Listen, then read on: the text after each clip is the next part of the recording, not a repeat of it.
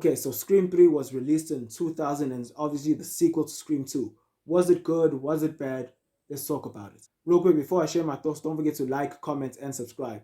I will be talking about the plot of the movie, so this video will have spoilers. I think this was probably the first Scream film that I watched over a decade ago because there were certain things that looked so familiar. So Sidney is now living alone. Well, not really. She has a dog.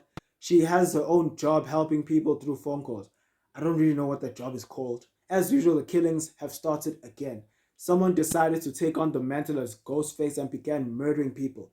And now the town of Woodsboro are scared and they have to investigate these cases. Now let's talk about the good. I enjoyed the opening scene of this movie. It wasn't as iconic or memorable as the first one or even the second one. Cotton Weary is now a talk show host. I think his show is called 100% Cotton. I have to say that is a pretty smart name to have for a show.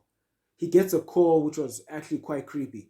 I always find it cool how Ghostface is able to change or manipulate his voice with that device that he uses. He threatens his girlfriend, so now he has to drive over there as soon as possible. Is it weird that I didn't feel sorry for his girlfriend? I'm not at all saying that she deserved to die. I felt bad for Cotton. The guy can't catch a break. It's either he's being framed for murder or his girlfriend thinks he's trying to kill him. It didn't really matter because, they both ended up dying. I've said it before and I'll say it again. I really enjoy the self-awareness of the Scream film. Trilogies usually try to make everything connect. The bad guy is all of a sudden invincible. There's a ton of exposition. Things that you thought were true in the beginning have now changed. And now everyone can die, including the hero. That immediately made me think about The Dark Knight Rises. Once again, Randy hit the nail right on its head. Regarding the characters, it's always great to see Gale Weathers and Dewey Riley together. I kind of got tired of the fact that they were like Ross and Rachel. They had this on and off again relationship. Just keep them together. I know Dewey is a former cop and all that, but Gale was just awesome. There's a scene where the killer grabs her from behind and tries to stab her. She completely held her own against him and defended herself. I was impressed. The banter that she would have with the actress playing her was usually funny.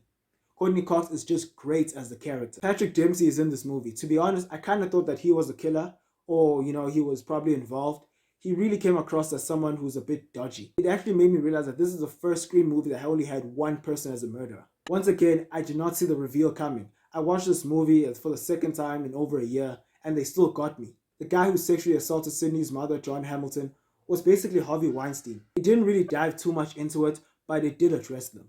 Now let's talk about the bad. If you notice, I didn't really talk about the story in terms of the good side of the movie, mainly because it was a bit convoluted. I mentioned that the movie was self-aware, so there were meta jokes. But at the same time, they took it a bit too far. Like Randy, he was killed in the second one, but somehow they were able to bring him back, sort of. Well, not exactly. He was in a video that was recorded before he died. Simultaneously, they're making a third stab movie, so now they have to include that into the story and also have Sidney still have a huge part in the movie. Frankly, it felt forced. All of a sudden, Sidney has a brother that she never knew about, so now he's angry and wants revenge. He was also behind the murders of the original Ghostface by Billy and Stu. Sidney is also having visions of a mother, which again came out of nowhere. Does that not sound like a movie that has too many things happening in it?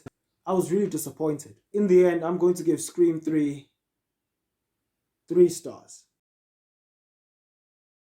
It wasn't a horrible movie, they just had some ideas that didn't really make sense. I don't think I'd recommend this film. So, Scream 3, have you watched it? What do you think about it? Please tell me in the comment section below and have a good one.